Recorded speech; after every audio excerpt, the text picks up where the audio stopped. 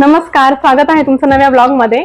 आज आहे संकष्टी चतुर्थी आणि होळीनंतरच्या चतुर्थीच्या दिवशी खानदेश भागात साखर चौचं ताट भरण्याची प्रथा आहे।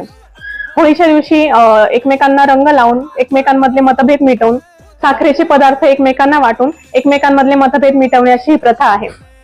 कृषी प्रधान हा भाग खानदेशचा येतो आणि गणपतीचा दिवस हा चतुर्थीचा मानला जातो। त्यामुळे गोडधोडाचा नैवेद्य दाखवून गणपतीची आराधना करून आपल्या सुखी संसारासाठी प्रार्थना केली जाते। आमच्या घरी सुद्धा आज साखर चौथचं ताट भरण्याचा दिवस आहे। तो आम्ही कसा साजरा करतो ते आज मी तुम्हाला दाखवते। एकदन्ताय वक्रतुण्डाय गौरीतनयाय धीमहि गजेशानाय भालचन्द्राय